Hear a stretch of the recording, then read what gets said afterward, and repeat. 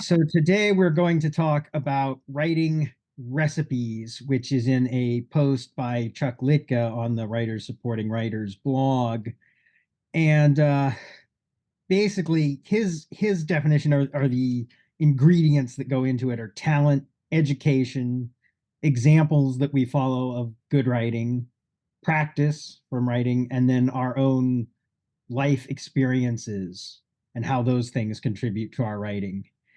And I think when Chuck originally posted this, I think I said like I have like no talent, no formal education in writing. So any of my basically everything I draw on comes from examples I've seen and then writing and rewriting. And oh, and my life experiences are quite boring. I've never been on a space elevator. I've never been to Mars. Never done any of these things. So, Where have you been? so for me, that my recipe is basically I look at stuff that I like and I think I'd like to write a story like that, and I try to, and I think with time and writing stories, getting feedback, and then writing more, I get better at it. But wouldn't that come under his topic of examples? I mean, Yeah, that you really that's the bulk of it's examples that drive you, right? yeah. Right. Okay, for me, and just one warning, if I suddenly disappear, it might be because my computer has had one of those blue screen of death things. It's been doing that lately. So if I vanish, I might be gone for good unless I can use my phone or something. But if anyway, okay, so for me, the percentages are probably 30% talent, 30% examples, and 25% practice. And then the other 15 is 10% life experience and 5% education. And by education, I mean formal education in writing. I I don't have an MFA. I haven't read a lot of how to write books except for Stephen King's Stephen King's On Writing. I've read that, and I've not really. I don't think I personally don't think I could learn to write just by reading about how to write. So I've just not done that. I think the main things have been an imagination, like my imagination could run wild, and then the capability of rendering the imaginings into words. So I think that's the talent part.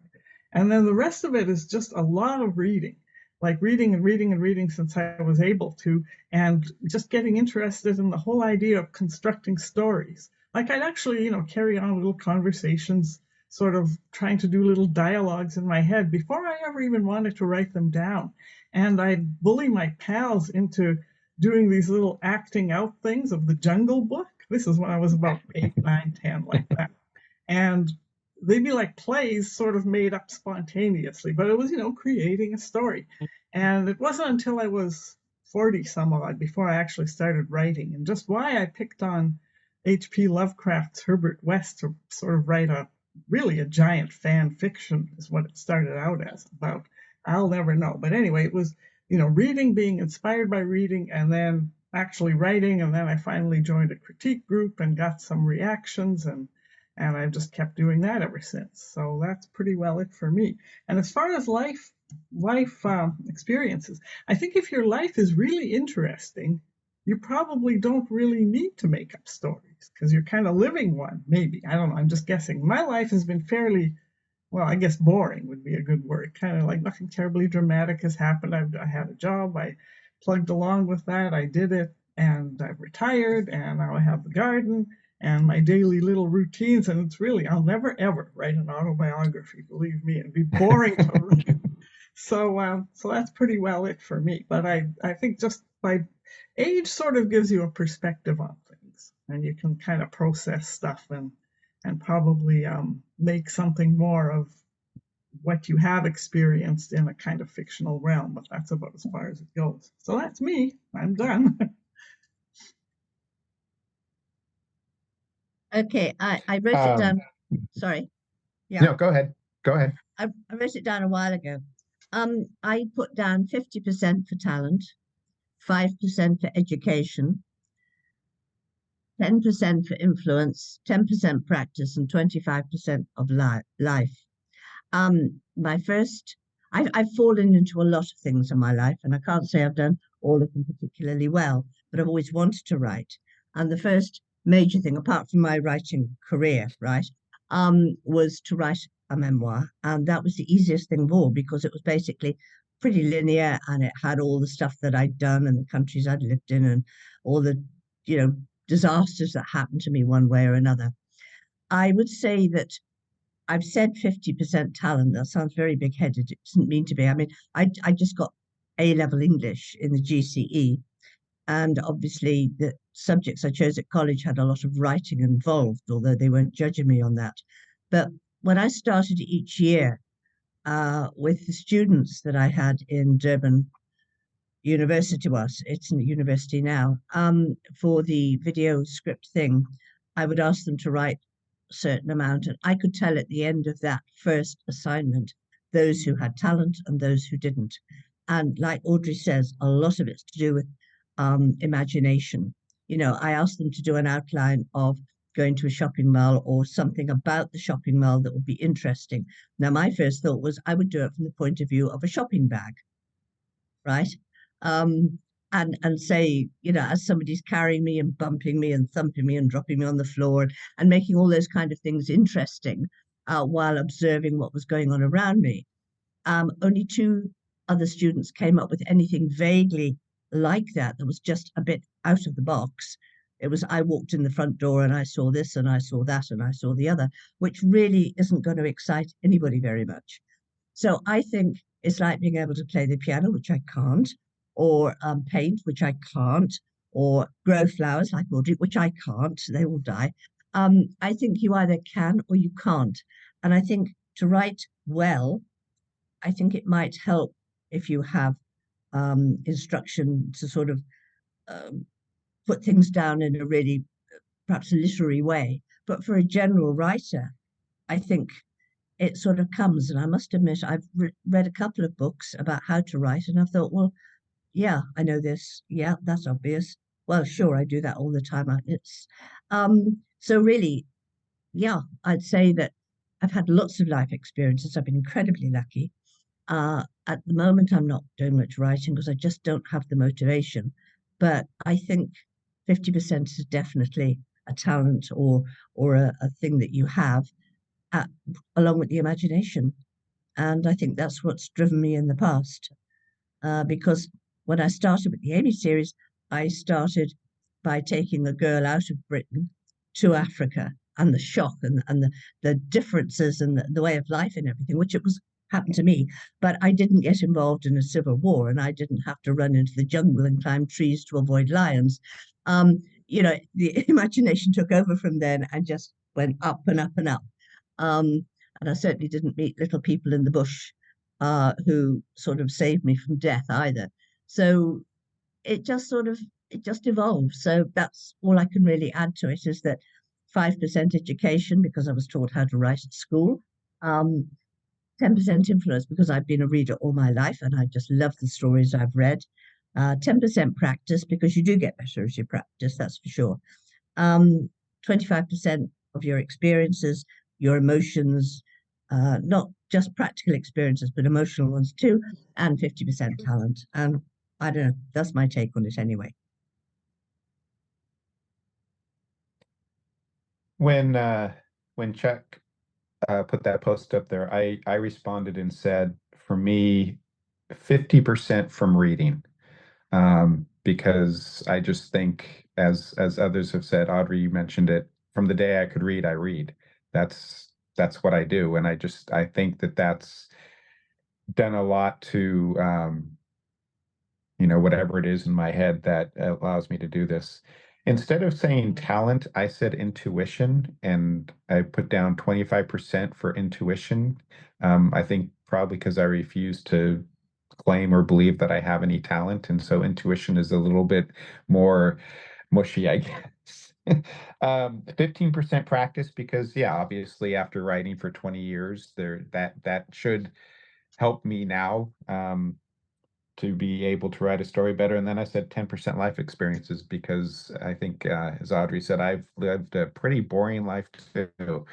So I can't necessarily um, lend a lot from life experiences to what I write. But I got to thinking about different things, and some of the things that you have mentioned, and I know I mentioned previously that I think a big part of it for me is just thinking or pondering or mentally considering the story or the story ideas that I have. And I think I might have described last time that where my first job out of law school, I had to write legal decisions. And I never was able to just hold the hearing and then sit down and write. I had to think about it for quite a while before I sat down and wrote the decision. And I think that's a lot of it for me when it comes to writing is what goes on in my head as I think about the story. So pondering is a piece of it. And then I started thinking imagination, I think, is also a huge part of the recipe. Um, because if you don't have an imagination, how can you write fiction? I mean, the entire thing we're doing is about using our imagination to tell a story. And then the last thing I just thought about while listening to the rest of you is it's the classic, I'm not sure, I'm not going to say this right, but is it either genetic or is it your environment? And I think about my childhood, and I always knew of my dad as a writer. He was in the Air Force, but then he retired when I was pretty young. And I remember him writing articles for a magazine called Trailer Life. And he would write articles about our trailer vacations around the country. And then he became an editor with the state of California agency. And he eventually wrote books on writing, and he wrote some novels that never got published. But in our house, we read. Everybody read. And I have this example of my dad who wrote. He would go back into his office and write. And I didn't start writing fiction until I was almost 40 years old, but I just feel like there's something about, again, it's either genetics or the environment in which I was raised that led me to see this as being something I wanted to do and I wanted to try. Um, and so that's another element, I think, to the recipe for me. It's not just reading and practice and life experiences. I mean, maybe that's a life experience that led me to this in terms of how I was raised. But I think all of those things are what have led me to where I am now. Okay. I when I read this, actually my mind didn't focus so much on the percentage concept because I think I looked more at the categories he presented and I really liked them. I thought this is a really good breakdown, with maybe one exception. And so yeah, I would say that all of them contribute to my writing style, anything about that, my drive to write. But I really started looking at each one. I have a whole bunch of notes. So that's why I wanted to go last because I don't know how wordy I'm going to be. I usually am. Uh, but, okay, so the first thing, he has talent, and that's the only one I feel like is a little mushy because he labels as talent, but he really starts talking a bit more about your drive. What is it you want to do almost? Like, what do you feel drives you? What, you want to write.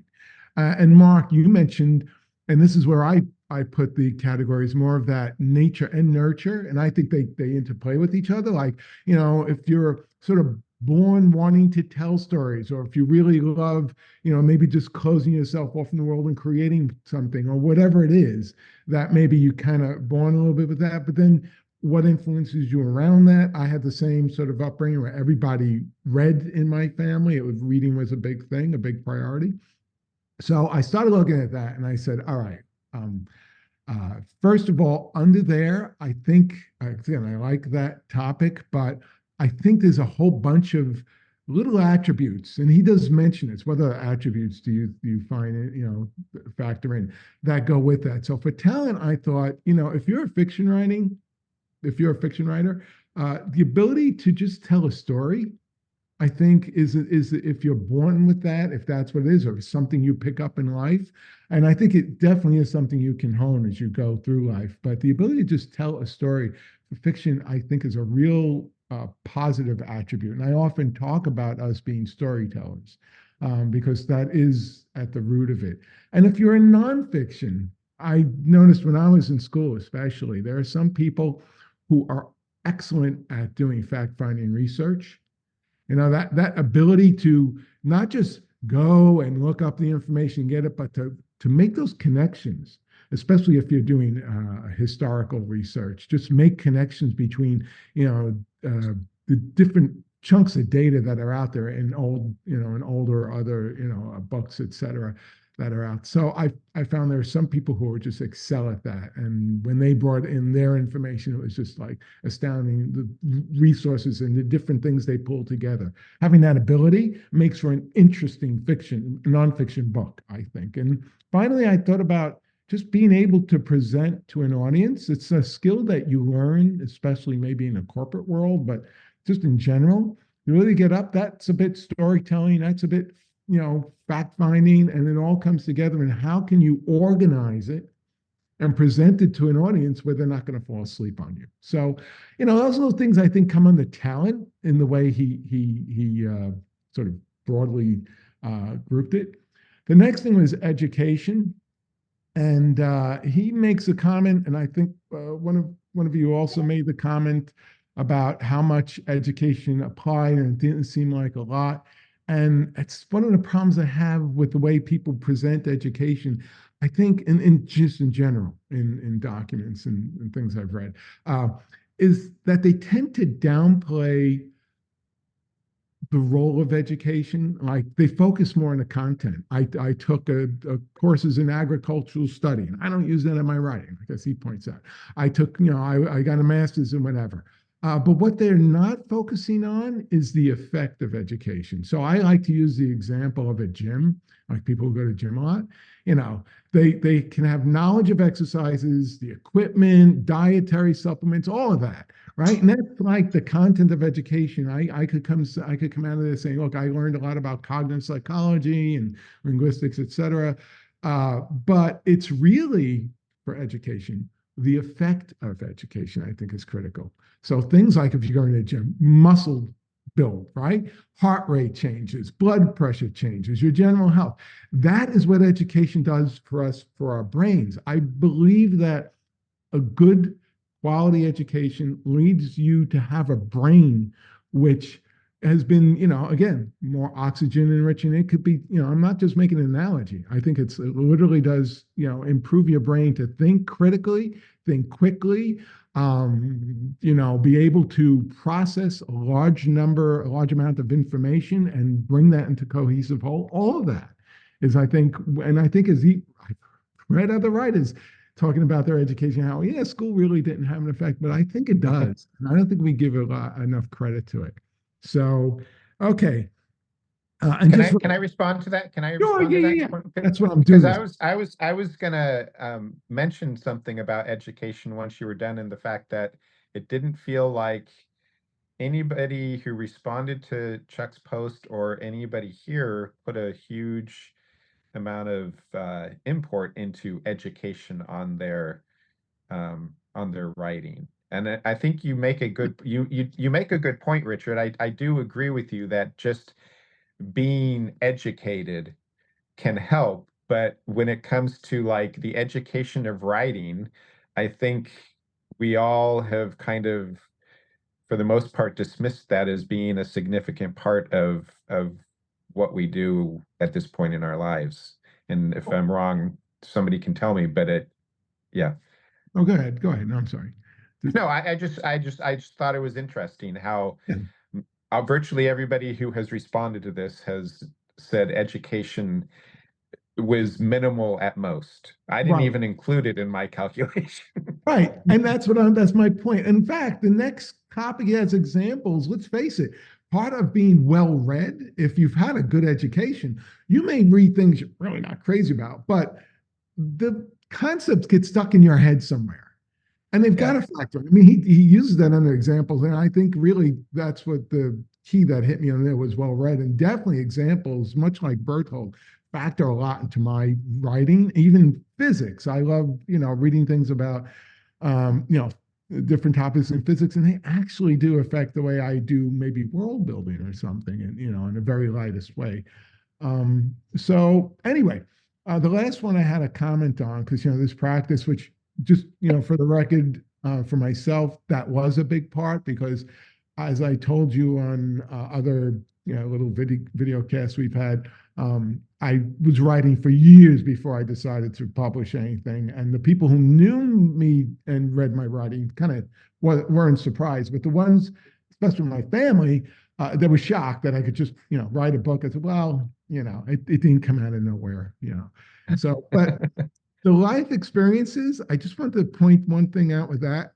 Um, he talks about mundane, real world considerations, but I mean, I was looking at mundane, meaning mundane experiences. And this actually, the example of the shopping bag, perfect, because I was thinking, I think sometimes for some writers, just being able to, in the mundane day-to-day settings, noting the world around you.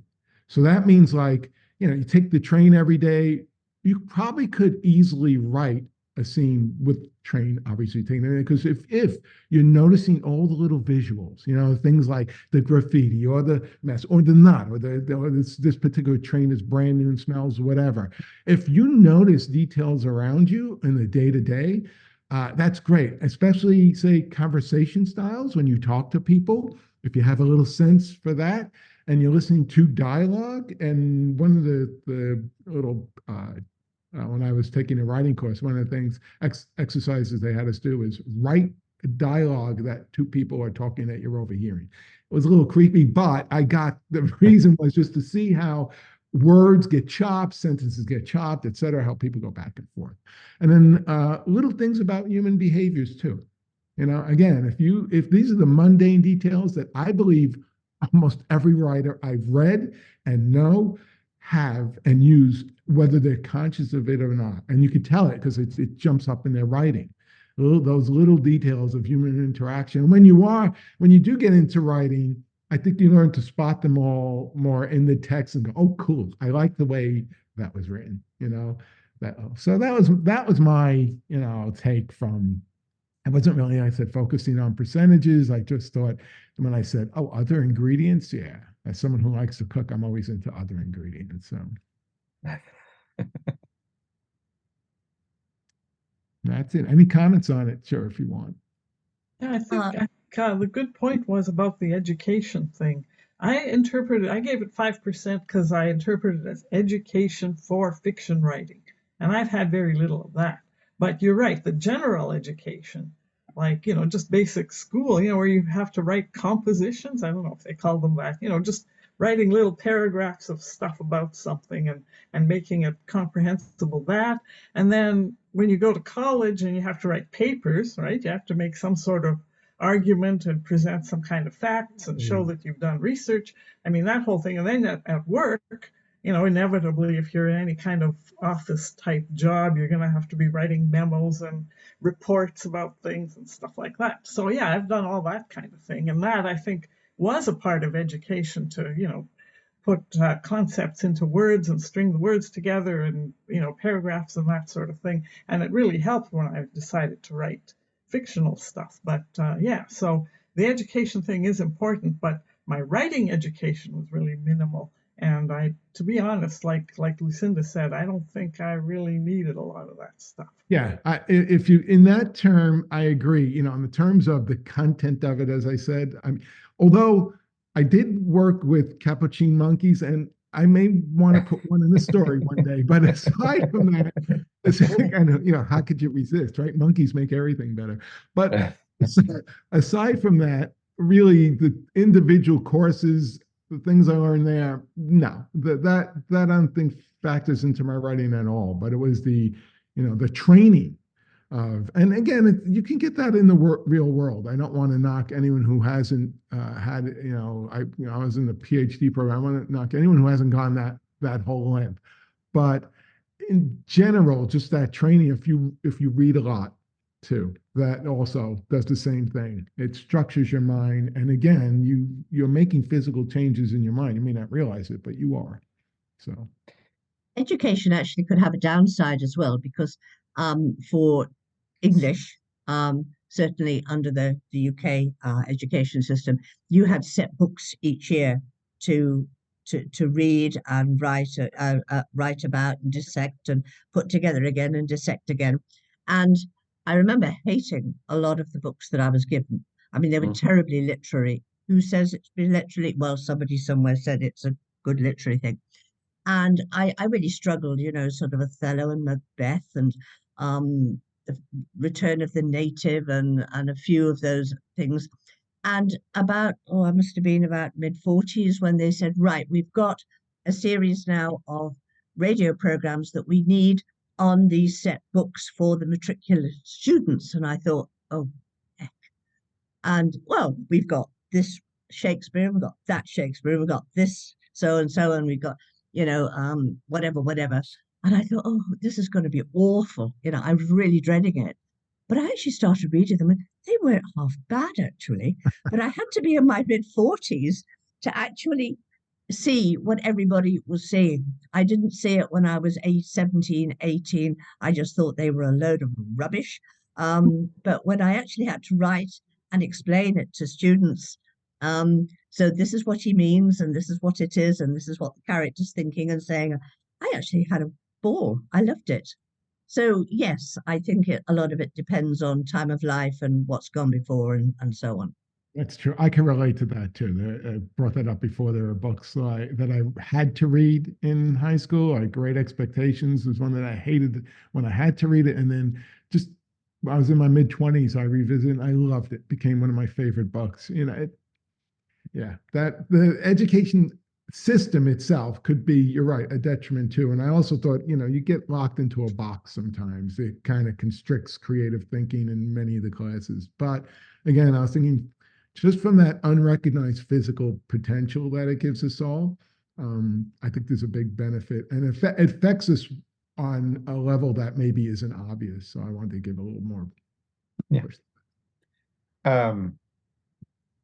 I think you're right that education can be a negative, and I think in terms of education on writing, and I think when you started talking about that, Lucinda, I thought about, you know, I've said here before, I absolutely hated high school English.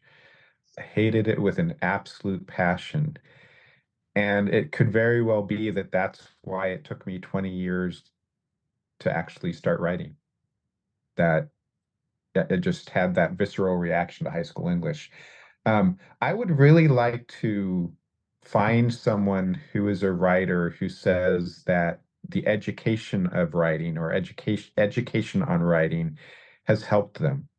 Oh, Whether it's classes or they go to conferences or whatever, because there's a huge industry out there yeah, for these that's a good. conferences and these workshops and all these things online. And it's like, who are these things helping? Because I think all of us here, again, we've generally not done those things or done them minimally and don't think they've really helped us with where we're at now. So who are the people?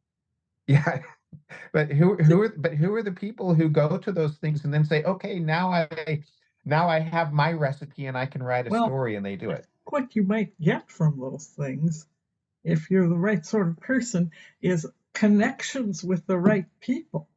Right. And But that's if not education. But that's not education, though. no, not really, but it's sort of in that milieu, right? Like, you know, you're Yeah. getting your MFA and you meet various professors who are also published writers, and if you click with them, and then I'm not saying it's like all sheer nepotism and that it's not a good way to do things. I mean, and maybe it is a good way, but yeah, I think that's what you get. Also, that whole back and forth of writing something and getting critiqued, and kind of like what we've had in our various critique groups. That, although that's in a more formal and academic sense. So I think those might be the two things: connections that might lead you to actually being published by traditional publishers, and just the whole back and forth thing and having to respond to critiques, and maybe the kind of thing you, when you work with an editor, that You might that might set you up for doing that successfully.